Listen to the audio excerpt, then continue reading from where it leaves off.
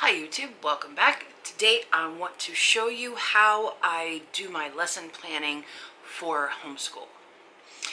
I had a big transition last year between public online schooling and homeschooling. I had to do a lot more planning process, not just keeping them on a schedule. I have followed the Easy Peasy program for the most part. But as I've gotten more used to it and into it, we're changing things up a little more, so I need the planning process even more now. But I did want to show you how I set it up. I did my own research when I was trying to figure out what I needed to do. But what records you need to keep are different in every state. I keep more records than what I'm legally required to, just because that's how I am. So I keep these records for me mostly, not for the state. Every state is different. Some of them require you to keep track of like attendance days or hours, or there's many different regulations. Every state is different. In Ohio, I do not need to keep attendance records. I do for my own personal reasons, though. It'll help me with planning in the future, of when did we really need more days off, when did we need days on. So I'm keeping track of attendance, but Ohio doesn't require it. For my high school daughter, I do need to keep track of grades, but for the boys, I do not. Now, for anyone who watched my other planner video, that was for my daily planning, regular stuff. This is for lesson planning. I do still like the same kind of binders. Notebook binder, the Mead 5-star, with the flexible rings there. So it's like a binder, but it flips all the way around, like a notebook. Which makes it easier to deal with. You can make your own, you can use a regular binder. This is just my preference. Even though I hate that they're so expensive, I will use them for many, many years. So for this, I do set it up very differently because it is lesson planning, not like my daily stuff. My other planner is more a weekly to-do list than anything else. This one is more day-to-day, what needs to be done on a day, because it's lessons. So without further ado, let's take a look inside.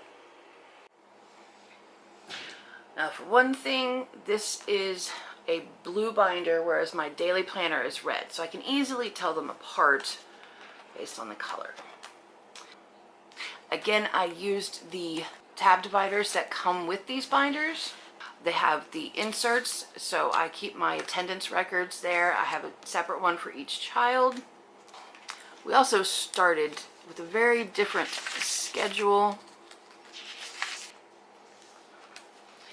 Now, here's a blank week that I never did use, so it's the easiest one to see how I originally had it set up, because originally it was just for the boys.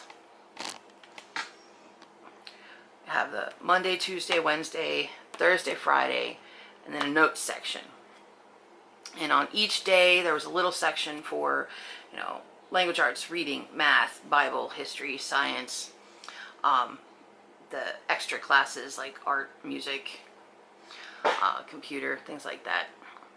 Later on, my daughter started doing homeschool. Since I filmed the Easy Peasy review video, she started homeschooling.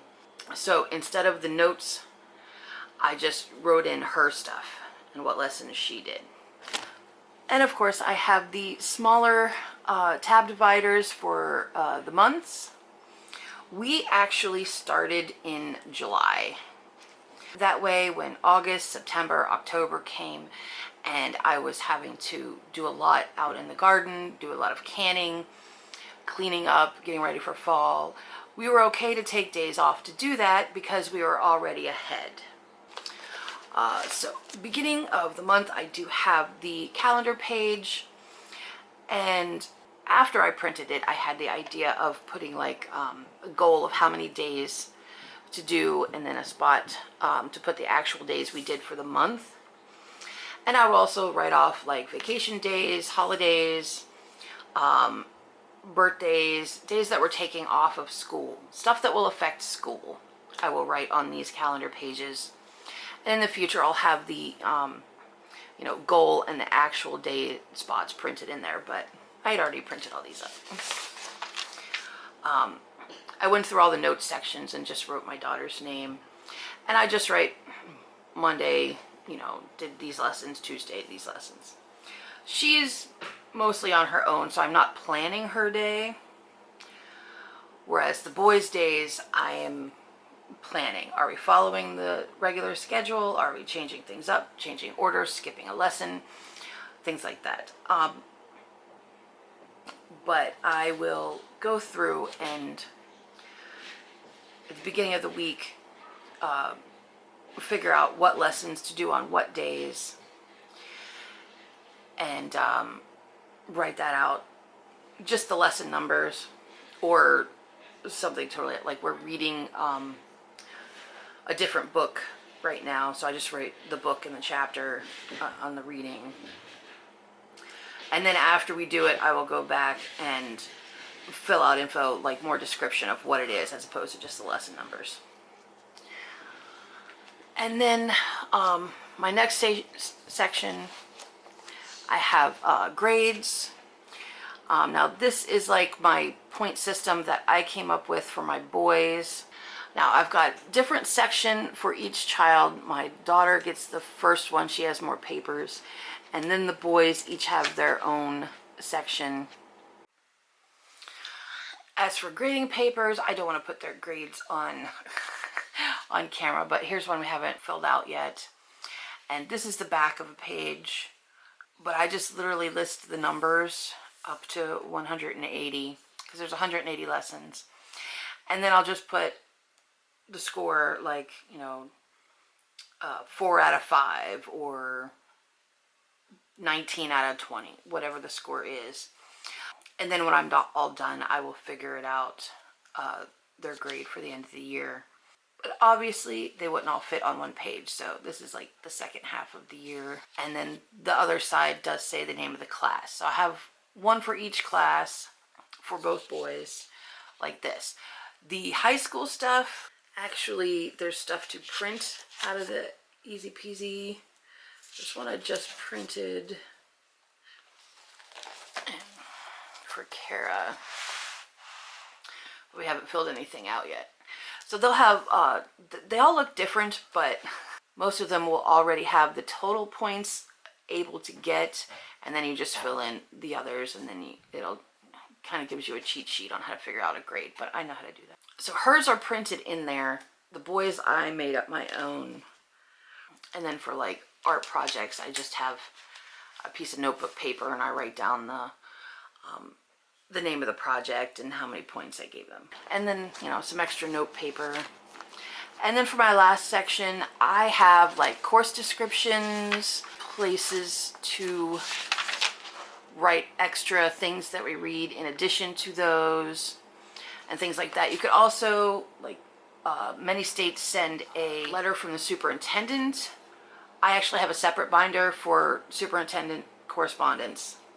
It'll just be all of the correspondence with the superintendent. So that's in a separate binder. But you could keep that in here.